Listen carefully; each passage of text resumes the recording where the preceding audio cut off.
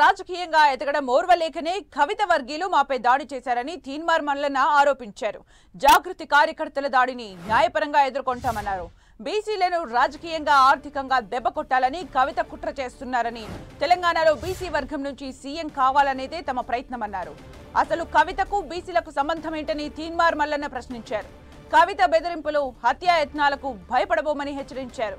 అటు కవిత బంధువు సుజీత్ రావు తనపై కాల్పులకు ప్రయత్నించారని, ఈ క్రమంలోనే తనను కాపాడే ప్రయత్నంలోనే తన గన్మెన్ కాల్పులు జరిపాడని మల్లన్న పేర్కొన్నారు. మరోవైపు తీన్మార్ మల్లన్న, ఎమ్మెల్సీ కవిత ఒకరిపై ఒకరు ఫిర్యాదు చేసుకున్నారు. మేడిపల్లి పిఎస్లో తీన్మార్ మల్లన్న ఫిర్యాదు చేశారు. జాగృతి కార్యకర్తల దాడిపై ఫిర్యాదు చేసిన మల్లన్న తనను హత్య చేయాలనే కుట్రతోనే దాడి చేశారంటూ ఫిర్యాదుల్లో పేర్కొన్నారు. తనపై హత్యాయత్నం జరిగిందని, నన్ను కాపాడే ప్రయత్నంలోనే తన గన్మెన్ గాల్లోకి కాల్పులు జరిపాడని మల్లన్న తెలిపారు. ఎమ్మెల్సీ కవిత ప్రేరేపించబట్టే తనపై హత్యాయత్నం జరిగిందన్న మల్లన్న, పక్కా ప్లాన్ ప్రకారమే తన కార్యాలయంపై దాడి చేశారన్నారు. త్వరలో రాజకీయ పార్టీ పెడతామని, బీసీలను ఏకం చేస్తామన్నారు. తనపై దాడికి ఉసిగొల్పిన కవిత ఎమ్మెల్సీ సభ్యత్వం రద్దు చేయాలని మల్లన్న డిమాండ్ చేశారు. అటు ఎమ్మెల్సీ కవిత కూడా తీన్మార్ మల్లన్నపై ఫిర్యాదు చేశారు. Law and order IG Ramana Kumar కు కవిత కంప్లైంట్ చేశారు. మల్లన్న ఆదేశాల మేరకే ఆయన గన్మెన్ కాల్పులు జరిపారంటూ ఫిర్యాదుల్లో పేర్కొన్నారు. మల్లన్నపై హత్యాయత్నం కేసు నమోదు చేసి వెంటనే అరెస్ట్ చేయాలని ఐజీ రమణ కుమార్ ను కోరారు. అటు శాసన మండలి చైర్మన్ గుత్తా సుఖేందర్ రెడ్డికి ఫిర్యాదు చేశారు.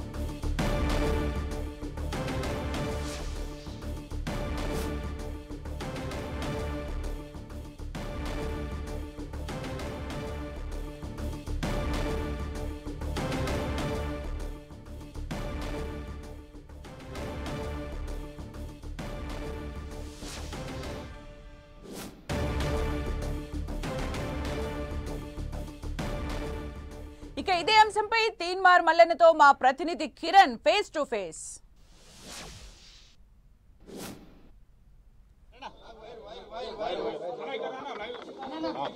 ఒక్క నిమిషం. 1 2 3 mic check 1 2 3 mic check 1 2 3. MLC Teenmar Mallanna కార్యాలయంపై జాగృతి కార్యకర్తల దాడికి పాల్పడ్డారు. మనతో మాట్లాడేందుకు ఎమ్మెల్సీ తీన్మార్ మల్లన్న. సార్ చెప్పండి, ఎన్ని గంటలకు మీ కార్యాలయం మీద దాడి జరిగింది? 11:30 ప్రాంతంలో ఈ కార్యాలయం పైన దాడి చేయడం జరిగింది. కార్యాలయం పైన దాడి చేసి విధ్వంసం సృష్టించి ఇక్కడికి వచ్చినటువంటి పేద ప్రజలను, అలాగే మా కార్యకర్తల్ని, మా ఆఫీస్ సిబ్బంది పైన కూడా దాడి చేయడం జరిగింది. కరెక్ట్గా 11:30 ప్రాంతంలో జరిగింది. కూడా గాల్లో కాల్పులు జరపాల్సిన పరిస్థితి ఎందుకు వచ్చింది అంటే, అతను కల్వకుంట్ల కవిత బంధువు అంట, సుజిత్ రావు అనేవారు. సుజిత్ రావు ఇక్కడికి వచ్చి ఆయన మా వెపన్ తీసుకొని నా మీద ఫైర్ చేయడానికి ప్రయత్నిస్తున్న సందర్భంలో ఆయన ఫైర్ చేసి వాళ్ళందరినీ బెదరగొట్టడం జరిగింది. ఈ వ్యాఖ్యలకు సంబంధించి బీసీ 42% రిజర్వేషన్ సంబంధించిన మీరు చేసిన వ్యాఖ్యలకు భాగంగానే జాగృతి కార్యకర్తలు ఆగ్రహంతో వచ్చారంటే, వాస్తవానికి వ్యాఖ్యల్లో ఏముంది, ఏంటి? ఏం వ్యాఖ్యలేముంది, వ్యాఖ్యలకి ఏం సంబంధం? ఇక్కడ వ్యాఖ్యలది పంచాయతే కాదు. ఎప్పుడైతే బీసీలు మేము రాజకీయ పార్టీగా వస్తున్నామని చెప్పినామో, చెప్పిన తర్వాత కరెక్ట్గా 1.5-2 గంటల పైన మా పైన దాడులు జరిగినాయి. బీసీలు రాజకీయంగా ముందుకు రావద్దని, బీసీలు రాజకీయంగా పార్టీలు పెట్టొద్దని, బీసీలు వాటా కోరొద్దని ఈ రకమైనటువంటి కుట్రకు కల్వకుంట్ల కవిత గారు తెరలేపినారు. ఆమె ఇంకెవరెవరున్నారు, ఏం కథ మొత్తం ఎగ్జామిన్ చేస్తూ ఉన్నాం. ఖచ్చితంగా న్యాయపరమైన చర్యలు తీసుకోవాలని మేము డిమాండ్ చేస్తూ ఉన్నాం. అలాగే ప్రజాక్షేత్రంలో కల్వకుంట్ల కవిత గారిని బీసీ సమాజం అంతా ఇవాళ ఎదుర్కోవడానికి సిద్ధంగా ఉంది. మీరు చేసిన వ్యాఖ్యల మీద మండలి చైర్మన్ కూడా కలవబోతున్నట్టుగా తెలుస్తుంది, ఏం చెప్తారేంటి? ఒక విషయం ఏంటంటే, తీన్మార్ మల్లన్న చేసిన వ్యాఖ్యలేంది, ఆ వ్యాఖ్యలు ఏంటి, ఆ వ్యాఖ్యలు ఏందో మీరు చెప్తే నేను మాట్లాడతాను. ఇప్పుడు ఆ వ్యాఖ్యలు నేనైతే ఏం తప్పుడు వ్యాఖ్యలు మాట్లాడలేదు. ఆ వ్యాఖ్యలు ఏంటో చెప్పండి. నేనేం మాట్లాడలేదు. సీఎం రేవంత్ రెడ్డి 42% బీసీలకు ఇచ్చిన సందర్భంలో మీకు అంటే ఈమె స్వాగతం పలకడము సంబంధించిన సంబంధం అడిగారు. అంటే దీనికి సంబంధించి అంటే ఇప్పుడు బీసీలకు 42% రిజర్వేషన్ ఇస్తే సంబరాలు కూడా బీసీలను చేసుకొని కదా ఈమె. తెలంగాణ రాష్ట్రంలో 42% బీసీల రిజర్వేషన్ ఇస్తాను కాంగ్రెస్ పార్టీ నాయకుడు రాహుల్ గాంధీ గారు చెప్పిండు ఆ మాట. కానీ కల్వకుంట్ల కవిత గారు వాళ్ళ నాయన అధికారంలో ఉన్నప్పుడు 33% ఉన్నటువంటి మా రిజర్వేషన్ 23% తెచ్చినప్పుడు ఈమె ఏడమన్నది, ఈమె ఇంట్లో పడుకోలే. అప్పుడు ఎందుకు రోడ్డు మీదకి వచ్చి ఉద్యమం చేయలేదు?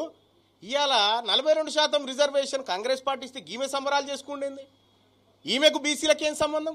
బీసీలను రాజకీయంగా, బీసీలను ఆర్థికంగా, బీసీల భూములు కబ్జాలు పెట్టి కొల్లగొట్టి ఈమె సంబరాలు చేసుకుంటుందా? ఈమెకేం సంబంధము? ఇవాళ కూడా అదే చెప్తా ఉన్నాము. బీసీలు చేసుకోవాలి, సంబరాలు చేసుకుంటే వీలు కాదు. బీసీలను మోసం చేసేటువంటి సంబరాలు చేసుకునేటువంటి వ్యక్తులను ఖచ్చితంగా ఎండగడతాం. 42% సంబంధించి కూడా కొంత తర్జన భర్జన కొనసాగుతుంది. ఆర్డీఎస్ అంటున్నారు, జీవో అంటున్నారు. దీనికి సంబంధించి ఎట్లా ఉండబోతుంది? ఏ విధంగా మీరు ఫైట్ చేయబోతున్నారు బీసీల పక్షాన? ఒకటి, బీసీల 42% రిజర్వేషన్ విషయంలో కాంగ్రెస్ పార్టీ ప్రభుత్వం ఒక హామీ ఇచ్చింది. ఆ హామీ విషయంలో బిల్లులు తీసుకురావడమా, ఆర్డినెన్స్లా వాళ్ళ ప్రయత్నాలు ఏదో వాళ్ళు చేస్తూ ఉన్నారు, మేము గమనిస్తున్నాము. ఈ బీసీ రిజర్వేషన్ ఎక్కడన్నా తడబాటు గురైనప్పుడు ఖచ్చితంగా ప్రభుత్వాన్ని గెలుపుతూనే ఉన్నాము. మా రిజర్వేషన్ తేడా వస్తే బాగుండదు, లోకల్ బాడీ ఎన్నికల్లో తేల్చుకుంటామని హెచ్చరిస్తూనే ఉన్నాము.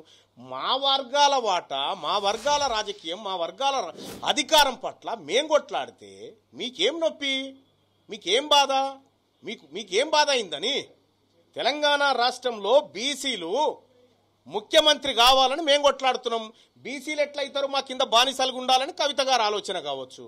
మేము ఒకటే చెప్తా ఉన్నాం, ఈ బెదిరింపులకో హత్యా ప్రయత్నాలకో తీన్మార్ మల్లన్న భయపడు, ఖచ్చితంగా బీసీలం రాజకీయం చేస్తారు. కార్యకర్తల దాడి మీద యాక్షన్ ఎట్లా ఉండబోతుంది? డీజీపీ కన్నా కంప్లైంట్ చేస్తారా ఏంటి?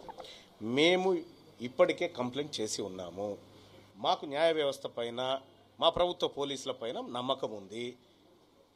ఇవాళ హత్యాయత్నాలు చేసి గూండాలను మా మీదకి ఉసిగొలిపినటువంటి వ్యక్తులు ఇలా మా మీద కంప్లైంట్ చేయడానికి పోతే మేము చూస్తూ ఊరుకోవడానికి సిద్ధంగా లేము.